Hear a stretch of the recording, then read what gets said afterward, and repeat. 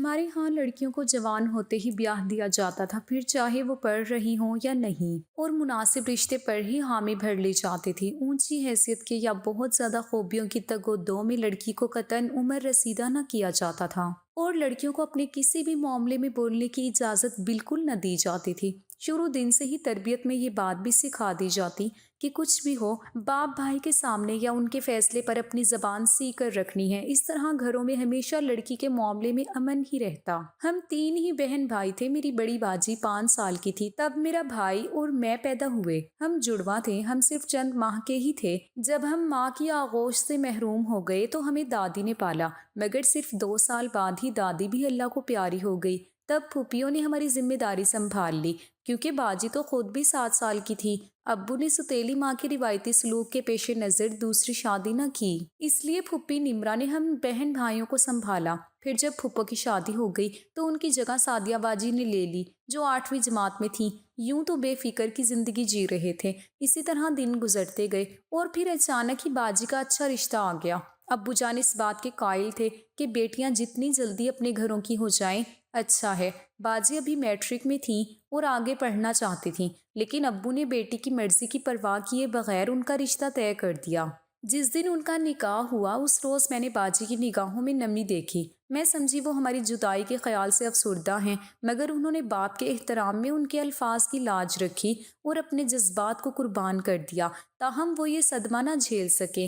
آگے پڑھنے کی آرزو پوری نہ ہو سکی تھی اور شاید باجی کو یہ رشتہ بھی پسند نہ تھا۔ وجہ ہم بھی نہ جان پائے۔ خیر انہوں نے یہ بات دل پر لے لی۔ شادی کی تاریخ طے ہو گئی، مگر باجی چپ چپ رہنے لگی۔ میں نے ان دنوں اس کو کثرت سے عبادت کرتے ہوئے پایا۔ راتوں کو اٹھ کر اللہ کے حضور گڑ گڑاتی اور شب بھر وہ روتی رہتی ہے۔ باجی کی شادی میں 15 دن رہ گئے تھے، ابھی کارڈ نہیں چھپے تھے کہ والد صاحب کے ساتھ حادثہ پیش آ گیا۔ وہ بری طرح زخمی ہو گئے تھے۔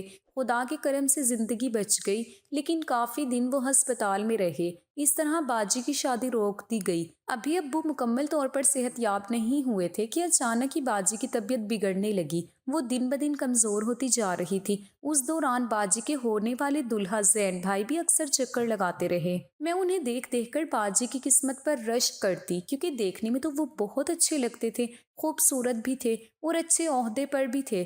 خیر باجی کی طبیعت تھی کہ سنبھل کے ہی نہ دی۔ اب تو ابا کو بھی فکر لاحق ہو گئی۔ کافی بڑے بڑے ہسپتالوں میں اور ماہر سے ماہر ڈاکٹروں کو دکھایا، مگر افاقہ نہ ہوا۔ ہماری پریشانی کا یہ عالم تھا کہ ایک دوسرے سے چھپ کر روتے رہتے تھے، مگر شاید تقدیر کو یہی منظور تھا۔ 1 ڈیڑھ سال بعد ایک دن اسی خاموشی سے باجی اس دنیا سے چل بسی اور ہمارے ان کو دلہن بنانے کے ارمان دل میں ہی رہ گئے۔ یہ ہمارے لیے انتہائی صدمہ اور زین بھائی کے لیے ایک سانحہ تھا۔ ان کو شدید دھچکا لگا، کیونکہ جس لڑکی کو وہ اپنا سب کچھ سمجھ چکے تھے اب وہ ہمیشہ کے لیے ان سے ٹوٹ گئی تھی۔ زین بھائی کو ہم سب سے اس قدر لگاؤ ہو چکا تھا کہ وہ یہ تعلق ختم نہیں کرنا چاہتے تھے۔ اسی وجہ سے وہ باجی کے وفات کے بعد بھی ہمارے گھر میں آتے تھے۔ انہیں اداس دیکھتی تو دعا کرتی کہ اللہ کرے ان کو ان کی خوشیاں مل جائیں۔ سچ ہے کہ کسی وقت بھی دعا قبول ہو جاتی ہے۔ ایک دن وہ اپنے والدین کے ساتھ آئے اور ان لوگوں نے میرا ہاتھ مانگ لیا۔ ابو نے سوچنے کو کچھ وقت مانگا کہ میں بہت چھوٹی ہوں، مگر وہ اتنے اچھے رشتے کو ہاتھ سے گنوانا بھی نہیں چاہتے تھے۔ کچھ دن بعد وہ لوگ دوبارہ آئے، تب ابو نے کہا میں پہلے بیٹے کی شادی کروں گا، کیونکہ اگر اریبہ چلی گئی تو گھر خالی ہو جائے گا۔ انہوں نے خوشی سے یہ شرط مان لی اور کہا ہم انتظار کر لیتے ہیں، بے شک آپ بیٹے کی شادی پہلے کر لیں، ہم بعد میں شادی کر لیں گے۔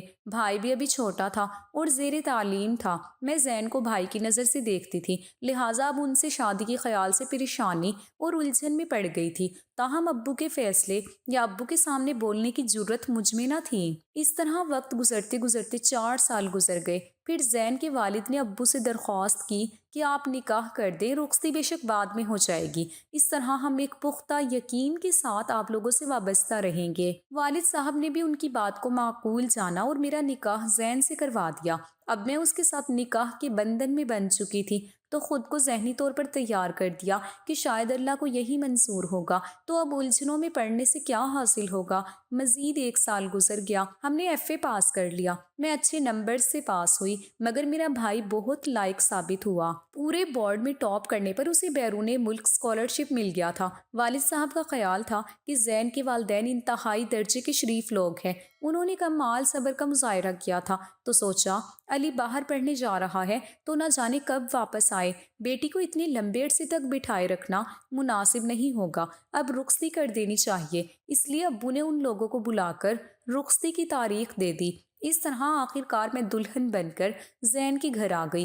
دل دھڑک رہا تھا، نہ جانے میرا دل زین کو قبول بھی کرے گا یا نہیں، لیکن انہوں نے بڑے مان اور محبت سے مجھے اپنایا اور ہم اس بندھن میں بندھ گئے۔ اس نئے بندھن میں بندھنے کے بعد ہم خوش و خرم اور مطمئن رہنے لگے۔ میرے ذہن میں مرحومہ بہن کی جو تصویر چھپ گئی تھی اسے میں نے ہمیشہ کے لیے اپنے دل میں دبا دیا اور اپنے شوہر کے ہمراہ زندگی گزارنے لگی۔ ہماری یہ سرشاری اور والہانہ پیار ساس سسر کو پسند نہ آیا۔ وہ ہر وقت زین کو کہتے تھے، بیٹا عورت ذات بے اعتبار ہوتی ہے، اس کو زیادہ خود پر سوار کرنے کی کوئی ضرورت نہیں، اور یہ کہا کہ پاؤں کی جوتی سر پر نہیں پاؤں میں ہی صحیح رہتی ہے۔ میں ان باتوں سے پریشان ہو جاتی تھی مگر صبر کے سوا کیا کر سکتی تھی، اور اسی طرح 11 ماہ گزر گئے۔ ان دنوں زین کا تبادلہ دوسرے شہر میں ہو گیا۔ وہ مجھے یہ یقین دلا کر گئے کہ رہائش کا بندوبست ہوتے ہی تم کو لے جاؤں گا، تو میں بے صبری سے ان کا انتظار کرنے لگی۔ یہاں میرا دل نہ لگتا تھا تو وہاں ان کا میرے بغیر دل نہ لگتا تھا۔ وہ 1.5 ماہ بعد ہی رہائش کا انتظام کر کے لوٹ آئے۔ ساس سسر کی منع کرنے کے باوجود وہ مجھے اپنے ساتھ لے کر چلے گئے۔ یہاں آ کر ہمارے دن رات بہت ہی پرسکون گزرنے لگے۔ اس دوران ہم ساس اور سسر کے پاس بھی جاتے رہے۔ میں ہر بار ان کو کہتی تھی کہ آپ بھی ہمارے ساتھ آ کر رہیے، مگر وہ نہیں آتے تھے، جبکہ ہر بار ساس یہ طعنہ ضرور دیتی تھی کہ شادی کو اتنے برس ہو گئے، اولاد نہیں ہو رہی، خدا جانے ہم نے کیوں اسی گھر سے دوبارہ رشتہ لے لیا، ایک مر گئی اور دوسری بانجھ ملی، خاندان کا نام چلانے والا بھی پیدا ہوگا یا نہیں۔ وہ اب میرے شوہر کو بہکانے لگی کہ 1-2 سال اور دیکھ لے، بچہ نہ ہوا تو تمہاری دوسری شادی کروا دوں گی۔ میرے شوہر اپنی والدہ کی اس دھمکی کو سنجیدگی سے نہ لیتے، کہتے ہیں کہ اماں، اولاد اللہ کی دین ہے، آخر کبھی تو اللہ آپ کی ہماری دعا سنے گا۔ مایوسی کفر ہے اور امید پر دنیا قائم ہے۔ میں ڈرتی تھی کہ کہیں زین اپنی والدہ کی باتوں میں آ کر دوسری شادی نہ کر لے اور مجھے چھوڑ نہ دے۔ اسی خوف سے اپنا علاج بھی کرواتی رہی، لیکن اللہ کی مرضی کہ میری گود ہری نہ ہو سکی۔ ایک دن زین نے کہا، اب میں اپنے والدین کے گھر ملنے بھی نہیں جاؤں گا، کیونکہ وہ لوگ دوسری شادی پر مجھے مجبور کر رہے ہیں، انکار کرتا ہوں تو ناراض ہو جاتے ہیں۔ یہ سن کر میں رونے لگی اور کہا کہ والدین کے دباؤ میں آ کر مجھے چھوڑ نہ دینا۔ تو وہ بولے، کیسی باتیں کرتی ہو، ایسا تو کبھی سوچنا بھی نہیں کہ میں تم کو چھوڑ سکتا ہوں۔ اپنی زندگی کو کون چھوڑتا ہے؟ دل کی دھڑکنیں کیا دل سے جدا ہو سکتی ہیں؟ تو آئندہ یہ بات کبھی ذہن میں نہ لانا، میں تمہارے سوا کسی اور کے ساتھ زندگی گزارنے کے بارے میں سوچ بھی نہیں سکتا۔ اگر اولاد کی خاطر دوسری شادی کرنی ہوتی تو تمہارے ساتھ 7 برس کیسے گزارتا؟ پہلے ہی شادی نہ کر لیتا۔ پھر میں زین کی تسلی سے مطمئن ہو گئی، شکر کرتی تھی کہ میرا شوہر مجھ سے مخلص ہے اور اب مجھے فکر کرنے کی کوئی ضرورت نہیں ہے۔ میری ماں تو میرے بچپن میں ہی وفات پا گئی تھی، تو میں سمجھتی تھی کہ ساس بھی ماں ہوتی ہیں، ان سے ماں کا پیار ملے گا اور ان کو بیٹی جیسا پیار دوں گی، لیکن یہ خواب ہی رہا اور میں ہاتھ ملتی رہ گئی۔ جب علی تعلیم مکمل کر کے لوٹا تو ابو نے کہا کہ میں تمہارے بھائی کی شادی کی تاریخ رکھ رہا ہوں، تم آ جاؤ تو پھر شادی کی تیاریاں کریں گے۔ میں نے زین کو بتایا تو انہوں نے کہا، ہاں تمہیں ضرور جانا چاہیے، جب کہو گی میں تمہیں پہنچا آؤں گا۔ مگر انہی دنوں مدت بعد ساس سسر ہمارے گھر آئے۔ وہ پہلی دفعہ ہمارے گھر آئے تھے۔ میں خوش ہو گئی اور دل سے ان کی خاطر تواضع میں لگ گئی، مگر میری ساس میرے بھائی کی شادی سے ناخوش تھی۔ کہنے لگی کہ ہم تو انتظار کر رہے تھے کہ تمہارے بھائی کا رشتہ ہمارے گھر آئے گا، یہاں تو معاملہ ہی الٹ ہو گیا۔ میرے شوہر کو بھی سسر صاحب نے خوب سنائی کہ تمہیں بہن کی فکر نہیں ہے، اب تم بیوی کو اس کے گھر پہنچا دو جس گھر میں ہماری بیٹی نہیں جا سکتی، اس گھر کی بیٹی بھی ہماری بہو نہیں رہ سکتی۔ میں نے زین سے کہا کہ آپ مجھے پہلے ہی بتا دیتے، میں تو ابو سے بات کر لیتی، مگر وہ بولے، چھوڑو اب اس قصے کو، میں کیوں تم سے درخواست کرتا، تمہیں بھی تو میری چھوٹی بہن نظر آ رہی تھی، تم نے خود کیوں نہ اس کی فکر کی۔ ان لوگوں کی باتیں سن کر میں پریشان ہو گئی۔ بھائی کی شادی کی خوشی خاک میں مل گئی۔ مجھے افسردہ دیکھ کر زین بولے، تیاری کرو، تمہیں تمہارے والد کے گھر چھوڑاؤں، ان کا فون آیا تھا، وہ تمہارا انتظار کر رہے ہیں۔ میں نے کہا آپ کی امی ابو آئے ہوئے ہیں، ان کو چھوڑ کر میں نہیں جاؤں گی، ان کی خاطر تواضع کون کرے گا؟ جب ساس سسر نے سنا تو وہ کہنے لگے تم جاؤ کوئی بات نہیں، یہ خوشی کا موقع ہے، ہم کوئی غیر نہیں، اپنے گھر میں آئے ہیں، بیٹے سے کہا جا کر بہو کو اس کے والد کے گھر چھوڑاؤ۔ انہوں نے کچھ اس انداز میں بات کی کہ مجھے لگا کہ وہ دل سے کہہ رہے ہیں، پھر بھی زین سے کہا مجھے اچھا نہیں لگ رہا کہ ان کو چھوڑ کر جاؤں۔ وہ بولے ارے بھائی وہ اجازت دے تو رہے ہیں۔ یوں میں میکے آ گئی۔ جب شادی کے کارڈ چھپ گئے اور ابو نے کہا اب تم جاؤ اور گھر والوں کے ساتھ شادی میں آنا تاکہ ان کو عزت محسوس ہو۔ جب میں کارڈ لے کر گئی تو وہاں 2 ادھیڑ عمر عورتیں آئی ہوئی تھیں اور آپس میں باتیں کر رہی تھیں کہ لڑکی ان پڑھ ہے تو کیا ہوا، اچھے گھر سے ہے، خوش رہے گی۔ میں سمجھی میری نند کے رشتے کی بات ہو رہی ہے۔ میں نے خریدنا مناسب نہ سمجھا، مگر زین کا انداز بدلا ہوا تھا، میری طرف دیکھتے بھی نہیں تھے۔ میں نے کہا مجھے بازار لے چلیں، کچھ خریداری کرنی ہے، تو جواب دیا مجھے کسی کام سے جانا ہے، تم چھوٹے دیور اور ماں کے ساتھ چلی جاؤ، خریداری کر لینا تو پھر وہیں تمہیں تمہارے میکے پہنچا دے گا۔ بھائی کی شادی سے 2-4 قبل زین آئے اور بولے میری دوست کی شادی ہے، اسے سونے کے سیٹ کی ضرورت ہے، ہفتے بعد واپس کر دے گا، تمہارے پاس تو 3-4 سیٹ ہیں، تم کوئی اور پہن لینا۔ میں نے سیٹ دے دیا کیونکہ مجھے زین پر کوئی شک نہ تھا۔ وہ چلے گئے تو نہ جانے کیوں بار بار میں پریشان ہو جاتی تھی، پھر میں مصروف ہو گئی۔ اگلے روز والد صاحب کو کسی نے بتایا کہ تمہارے چھوٹے داماد نے دوسری شادی کر لی ہے، تو والد صاحب پریشان ہو گئے۔ تاہم انہوں نے سوچا گھر میں سب جمع ہیں تو یہ معاملہ شادی تک دبا کر رکھنا ہی بہتر ہے، بعد میں زین کے گھر جا کر تصدیق کروں گا تو بہتر ہوگا، اس لیے مجھ سے بھی یہ بات چھپائی گئی۔ میں جو خوش پھر رہی تھی کہ اگلے روز رسم ہینا تھی تو انہوں نے میری خوشیوں کو فرق کرنا مناسب نہ سمجھا۔ اگلے دن سسر نے کال کی اور بولے رشتہ داروں کے ہاں فوتگی ہو گئی ہے، اس لیے ہم ولیمے پر آئیں گے۔ ولیمے میں زین اور ان کے والدین آئے اور مجھے کہا کہ ہفتے بعد تمہیں لے جائیں گے۔ ہفتہ انتظار کے بعد میں نے خود جانے پر اصرار کیا تو بھائی نے کہا حوصلے سے سنو، تمہارے شوہر نے دوسری شادی کر لی ہے۔ مجھے اپنے کانوں پر یقین نہ آیا تو میں نے گھر والوں سے چھپ کر اپنے شوہر کو فون کیا تو انہوں نے کہا ہاں یہ بات درست ہے، امی ابو نے زبردستی میری شادی کروا دی ہے، مگر میں اسے تھوڑے دنوں بعد طلاق دے دوں گا، تم کسی بات کو دل پر نہ لو، جلدی آ کر تمہیں لے جاؤں گا۔ والد صاحب نے پوچھا بیٹی تم کیا چاہتی ہو، سوتن قبول ہے یا پھر طلاق لینا چاہتی ہو؟ میں نے جواب دیا نہ ہی مجھے سوتن قبول ہے اور نہ ہی مجھے طلاق چاہیے، میں اس صورت میں گھر واپس جاؤں گی جب زین دوسری بیوی کو ساس سسر کے پاس رکھے اور مجھے اپنے پاس رکھے۔ زین نے شرط مان لی، نئی بیوی کو اپنے والدین کے پاس چھوڑ کر مجھے ساتھ لے گئے۔ چند دن ساتھ رہے، پھر کچھ دنوں بعد دوبارہ اسی شہر میں جہاں ان کے والدین تھے وہاں آ گئے۔ اب وہ 4 دن وہاں اور 3 دن میرے پاس ہوتے۔ اب زین اکیلے میرے نہ رہے تھے، یہ احساس میری نیندیں حرام کر دیتا تھا۔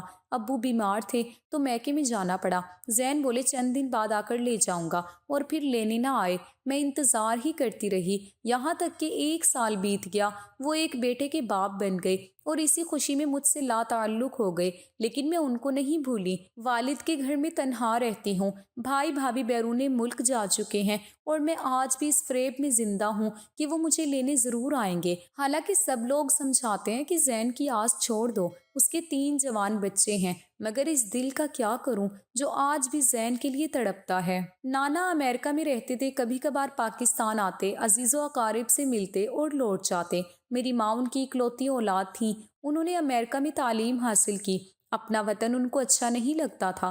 ایک بار تعلیم مکمل کرنے کے بعد وہ گھومنے پھرنے کی عرض سے پاکستان آئے تو میری والد کے ایک دوست کے یہاں ٹھہرے جو جاگیردار تھے۔ ان کا بھتیجا فہد ان کے پاس رہا کرتا تھا۔ امی کو یہ نوجوان پسند آیا اور انہوں نے اپنے والدین کو فون کر کے اپنی پسند سے آگاہ کیا۔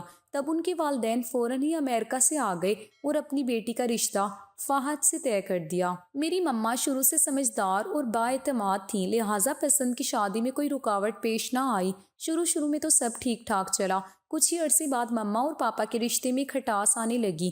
پاپا شرابی تھے، بازاری عورتوں کی بھی رسیاں نکلے، باقی سب عیب و ثواب میری ماں کو قبول تھے، لیکن خاوند کی بازاری عورتوں سے دوستیاں قبول نہ تھیں۔ پاپا نشے میں دھت جھومتے جھامتے رات گئے گھر آتے تو میری ماں ان سے لڑتی جھگڑتی، اور نوبت ہاتھا پائی تک پہنچ جاتی۔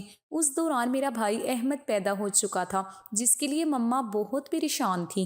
وہ چاہتی تھی کہ ان کے بیٹے کی پرورش پرسکون ماحول میں ہو۔ جب احمد باشعور ہوا تو وہ پریشان رہنے لگا۔ ماں بیٹے کو غلط کاموں سے روکتی، پاپا اس کی طرفداری کرتے۔ تب میرا بھائی یہ سمجھنے لگا کہ ماں میری خوشیوں کی راہ میں رکاوٹ ڈالتی ہے اور باپ اچھے ہیں، مجھ سے پیار کرتے ہیں۔ ظاہر ہے حمایت کرنے والے کو ہی پسند کرتا ہے، خواہ حمایت غلط کاموں پر ہو۔ یوں احمد امی سے لڑنے لگا اور پاپا کو پسند کرنے لگا۔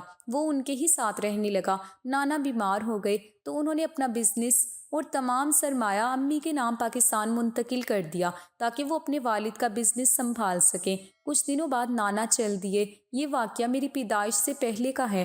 ان دنوں گھر میں لڑائی جھگڑے عروج پر تھے۔ پاپا چاہتے تھے کہ نانا کا سرمایہ اور بزنس وہ خود ڈیل کریں، اور مما کا خیال تھا کہ سسر کا روپیہ ہاتھ لگتے ہی یہ اسے اپنی عیاشیوں میں اڑا دیں گے اور آخر میں میرے بچوں کے لیے کچھ نہ بچے گا۔ جن دنوں یہ جھگڑا چل رہا تھا میں پیدا ہو گئی۔ جب میری عمر 6 ماہ تھی، ماں نے میرے والد سے طلاق لے لی اور سرمایہ اور بزنس اپنے ہاتھوں میں لے لیا۔ طلاق کے وقت بیٹے کو باپ نے اپنے پاس رکھ لیا اور میں ماں کے حصے میں آ گئی۔ مما پر بزنس کا بوجھ تھا، انہوں نے مجھے آیا کے حوالے کر دیا۔ مجھے یاد نہیں میری ماں نے مجھے سنبھالا ہو۔ میں نوکرانیوں کے ہاتھوں میں کھلونا تھی، وہی مجھے کھلاتی پلاتی نہلاتی دھلاتی۔ جب بڑی ہوئی تو مجھ کو بورڈنگ ہاؤس بھیج دیا گیا کیونکہ یہ ہمارے طبقے کا رواج تھا۔ ہمیں قانونٹ میں پڑھایا جاتا اور بورڈنگ ہاؤس میں بھیج دیا جاتا تاکہ ہم انگریزی تہذیب اور طور طریقے اچھی طرح سے سیکھ لیں اور انگریزی زبان پر بھی عبور حاصل کر لیں۔ میرے والدین کے حلقہ احباب میں جاگیردار، سیاستدان، کاروباری حضرات اور بڑے بڑے سرکاری عہدوں پر فائز لوگ شامل تھے۔ ہم بچوں کی دوستیاں بھی ایسے ہی لوگوں کے بچوں سے تھی کیونکہ ہم جن اسکولوں میں پڑھتے تھے وہاں عام لوگ اپنے بچے بہت کم پڑھاتے تھے۔ ہم ان تمام بڑے بڑے لوگوں کو اچھی طرح سے جانتے تھے، لیکن جب کسی محفل میں مما اور پاپا مدعو ہوتے اور اس محفل میں ہم اکٹھے ہو جاتے تو اپنے باپ کو بس دور سے دیکھتی تھی، ان سے بات نہیں کرتی تھی۔ میرا بھائی تو میری طرف دیکھتا تک نہ تھا۔ امی نے تو ہمیشہ مجھے اعتماد دیا اور کسی کام سے نہیں روکا۔ میں خود ایک محتاط شخصیت کی مالک تھی۔ میری دوستی بھی چند مخصوص لڑکیوں سے ہی تھی۔ میں لڑکیوں سے دور رہتی، صرف ہیلو ہائی تک ہی بات محدود رکھتی، حالانکہ ہم پر لڑکوں سے دوستی پر پابندی نہیں تھی۔ میں لڑکوں سے دور رہتی، صرف ہیلو ہائی تک ہی بات محدود رکھتی، حالانکہ ہم پر لڑکوں سے دوستی پر پابندی نہیں تھی۔ میں نے BSc کر لیا تو یونیورسٹی جانے کا سوچا، تبھی مما نے سیاست میں قدم رکھ دیا۔ وہ ہمارے علاقے کے ایک نامور جاگیردار کے مقابلے میں کھڑی ہو گئیں۔ اس شخص کی زمینداری کی وجہ سے میری والد سے عداوت تھی، اب والدہ سے سیاسی مخالفت بھی ہو گئی۔ اس شخصیت کا نام زیرک تھا۔ جب میرا MA کا آخری سال تھا، امی کے کاروباری حلقے ایک معروف بزنس مین کی بیٹی کی شادی تھی۔ ماروی نہ صرف میری کلاس فیلو تھی بلکہ وہ میری دوست بھی تھی۔ میں اور مما دونوں اس کی شادی میں شریک ہوئیں۔ وہاں وہی جانے پہچانے چہرے تھے، وہی بگڑے رئیس زادے دوستوں کے ساتھ بیٹھ کر ڈرنک کرتے یا پھر گرل فرینڈز کے ساتھ خوش گپیاں۔ لیکن اس تقریب میں میں نے ایک ایسا لڑکا بھی دیکھا جو نہ کسی دوست کے ساتھ بیٹھا تھا اور نہ کسی لڑکی کے ساتھ، بلکہ وہ ایک بوڑھی خاتون کے ساتھ باتیں کر رہا تھا۔ اس کو میں نے پہلے کبھی نہیں دیکھا تھا۔ اس کی سنجیدگی مجھ کو عجیب لگی۔ ہفتے بعد دوبارہ اسے یونیورسٹی میں دیکھا اور بات کرنے میں پہل کی۔ تب اس نے بتایا کہ وہ زیرک کا بیٹا ہے، یعنی امی کے سیاسی مد مقابل کا۔ اس کا نام سلیمان تھا اور 1 ماہ پہلے ہی لندن سے آیا تھا۔ جب میں نے اسے اپنی ماں کا نام بتایا تو وہ کہنے لگا ہمارے ستارے نہیں مل سکتے۔ جب وہ اپنے مد مقابل کا نام سنیں گی تو ہرگز خوش نہ ہوں گی۔ میری مما بہت روشن خیال ہیں، وہ ایسا نہیں سوچتی۔ میں نے کہا۔ میں اس نوجوان کی زندہ دلی اور صاف گوئی سے متاثر ہوئی تھی۔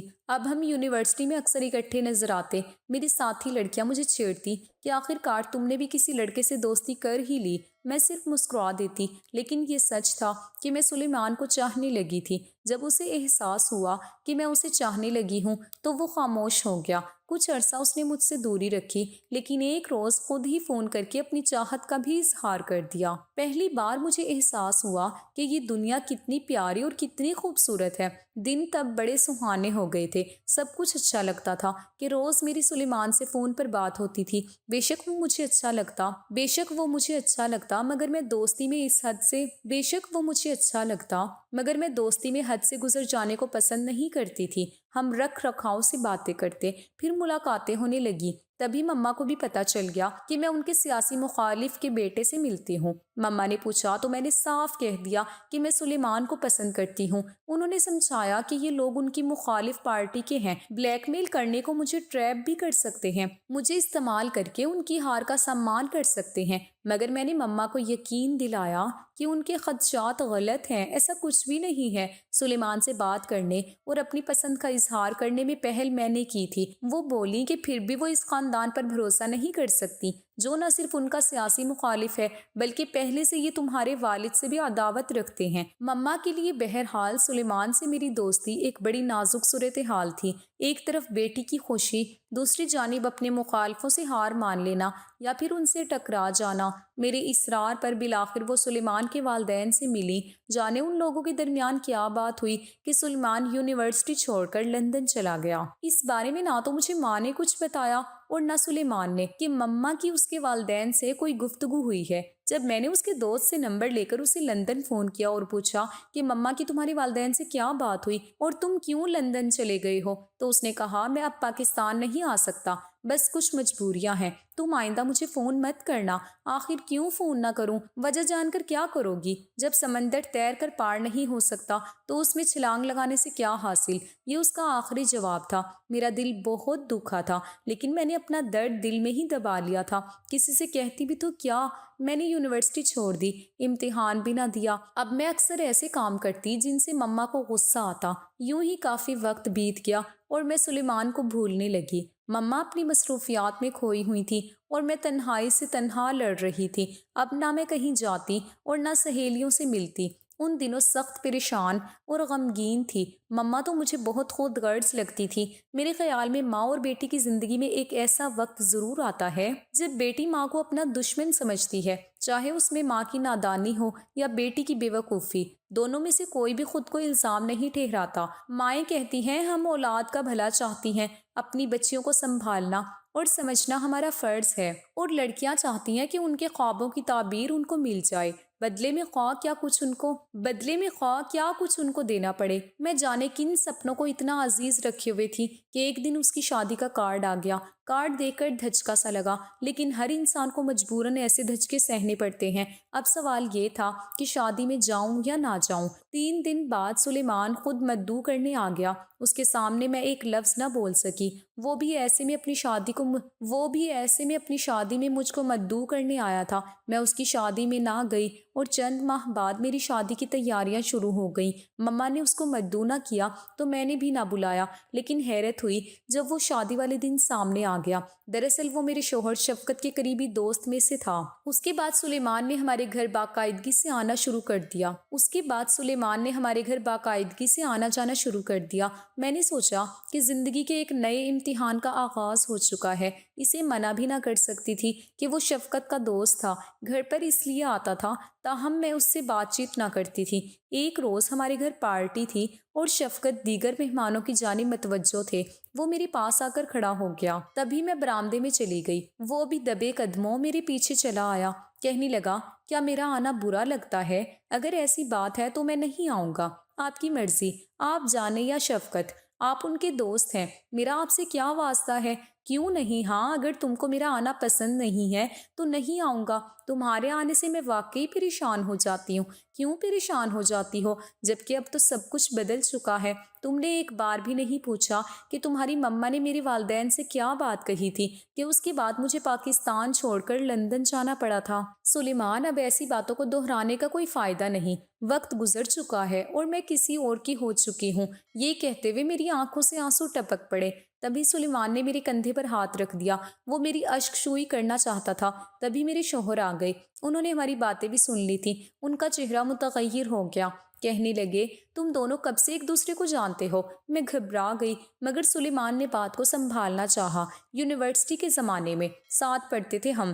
اس وقت تو میرے میاں نے حوصلے سے کام لیا اور واپس مہمانوں میں چلے گئے۔ جب پارٹی ختم ہو گئی اور سب مہمان چلے گئے تب شفقت نے میری خوب خبر لی، لاکھ یقین دلایا کہ میری سلیمان سے صرف چند دنوں کی دوستی تھی، مگر وہ نہ مانے۔ کہنے لگے کہ عورتیں شوہروں سے ماضی چھپاتی ہیں، اگر بات کھل جائے تو ایسے ہی کہتی ہیں۔ تمہارا اس سے تعلق ہے اور رہے گا۔ میں اتنا بے وقوف نہیں ہوں۔ جسم کے رشتوں سے زیادہ مضبوط دل کے رشتے ہوتے ہیں۔ جسموں کے تعلق بھلائے جا سکتے ہیں، دلوں کے نہیں۔ میری ماں نے شادی کے وقت شفقت کے والد سے زمین اور جائیداد میرے نام لکھوائی تھی۔ اب طلاق بھی آسانی سے نہیں ہو سکتی تھی۔ میں بھی طلاق نہ لینا چاہتی تھی اور نہ شفقت دینا چاہتا تھا، لیکن اب مجھے ایسے ہی گھائل اور لٹی زندگی گزارنی تھی۔ شفقت نے مجھے دل سے معاف نہ کیا۔